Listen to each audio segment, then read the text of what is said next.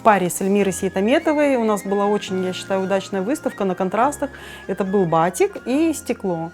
Выставка называлась «Радуга души», и чтобы сделать приятный, чтобы оставить какой-то след у присутствующих на этой выставке, у гостей, я предложила Эльмире напечатать календари с наших работ. Когда рисуешь на стекле, это не может быть масштабным, это не может быть большое количество этих работ, это кропотливая, тонкая работа. Была такая цель – это сделать мои работы более доступной, и плюс положительный момент, полезный, это то, чтобы был календарь.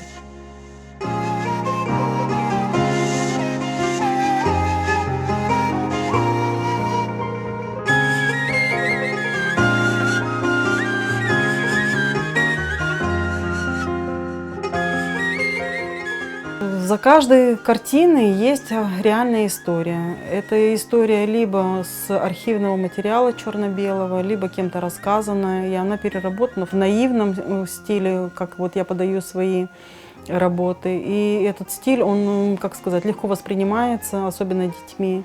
И я свои сюжеты одеваю в такую атмосферу крымско-татарского быта, крымско-татарской мастерской. Вот, допустим, в этом году у меня Бахарджи, реальный, как говорится, натура, это наш Рустем Дервиш, которого я фотографировала, когда была в Бахчисарае за работой.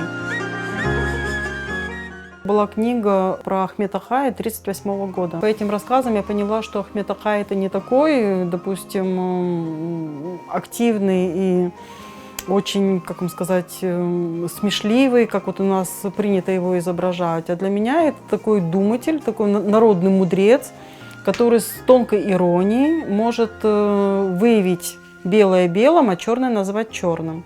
И поэтому я его нарисовала таким немножечко задумчивым.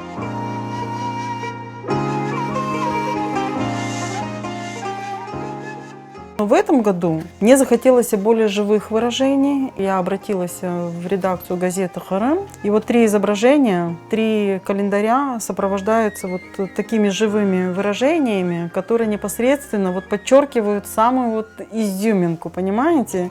Эти изображения наивно, они просто заговорили.